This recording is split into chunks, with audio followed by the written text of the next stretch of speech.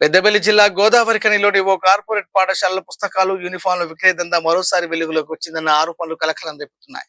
విద్యా సంవత్సరం ప్రారంభం కావడంతో పాఠశాలకు సమీపంలో ఓ అపార్ట్మెంట్ అద్దెకు తీసుకుని విద్యార్థులకు బోధించాల్సిన ఉపాధ్యాయులతో తరగతుల వారీగా పుస్తకాలను ప్యాక్ చేసినట్టు సమాచారం.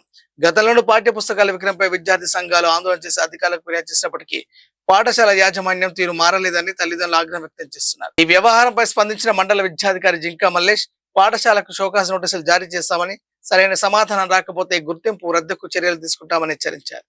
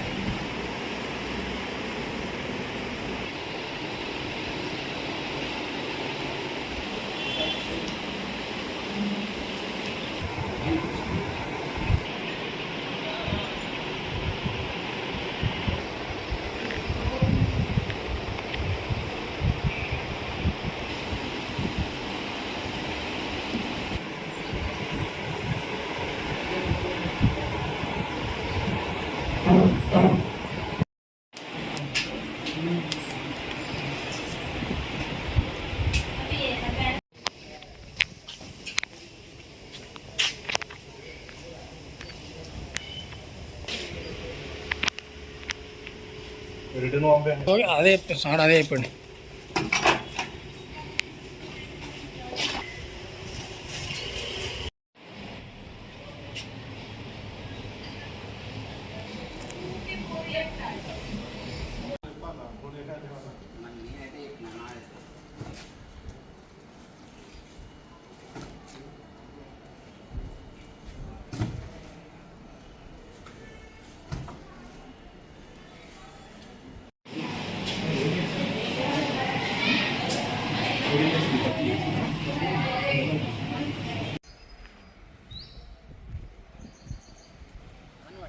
ఫోన్ మాడతాను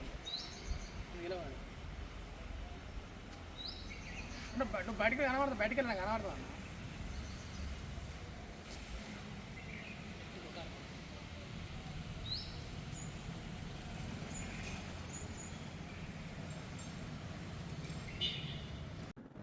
నిన్న నారాయణ పాఠశాలలో జరిగినటువంటి పుస్తకాల విక్రయము అనవసరంగా అక్రమంగా ఒక అపార్ట్మెంట్లో నారాయణ పాఠశాలకు సంబంధించినటువంటి బుక్స్ సంచులలో నింపుతూ పట్టుబడడం అనేటువంటిది జరిగింది. మరి గతంలో కూడా ఆ పాఠశాలలో పుస్తకాలు విక్రయం జరుగుతుందని తెలిసి ఆ గదిని కూడా సీజ్ చేయడం అనేటువంటిది జరిగింది. మరి దాని తర్వాత కూడా వాళ్ళు మళ్ళీ పాఠశాలలో అమ్మినట్టయితే మళ్ళీ పట్టుబడతాం అనేటువంటి ఉద్దేశంతో వేరే ఎక్కడో అపార్ట్మెంట్లో తెలియకుండా దాచిపెట్టి క్లాస్ వైజ్ సంచులలో నింపడం అనేటువంటిది మనకు పరిశీలనలో తెలిసినటువంటి విషయము.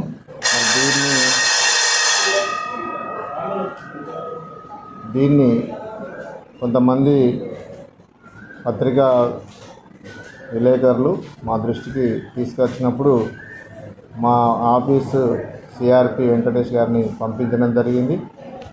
మరి వాళ్ళు ఏదో బుక్స్ను రిటర్న్ పంపిస్తున్నాం అనేటువంటి అసంబంధమైనటువంటి సమాధానాలు చెప్పడం అనేటువంటిది జరిగింది.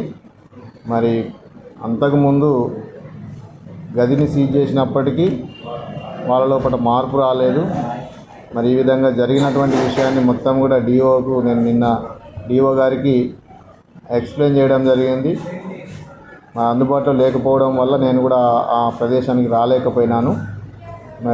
మరి ఈ విధంగా జరుగుకుంటూ పోతూ ఉన్నది కాబట్టి వారికి డిఓ గారి ఆదేశాల ప్రకారంగా వారికి షోకాజ్ నోటీస్ అనేటువంటిది ఇష్యూ చేయడం జరుగుతున్నది. షోకాజ్ నోటీసు తయారు చేయడం కూడా జరిగింది.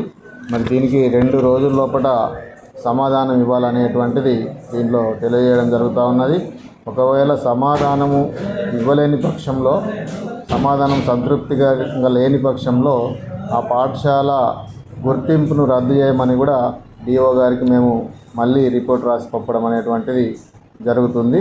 మరి ఈ సందర్భంగా మిగతా పాఠశాలలకు కూడా ఏ పాఠశాలలో కూడా పుస్తకాలు విక్రయించద్దు, అది నిబంధనలకు విరుద్ధం అనేటువంటి విషయాన్ని మరొకసారి తెలియజేస్తున్నాను. మరి ఏ పాఠశాలలో అయినా ఈ విధంగా జరిగినట్లయితే ఆ పాఠశాలల మీద కూడా చర్యలు తీసుకోవడం అనేటువంటిది జరుగుతుంది.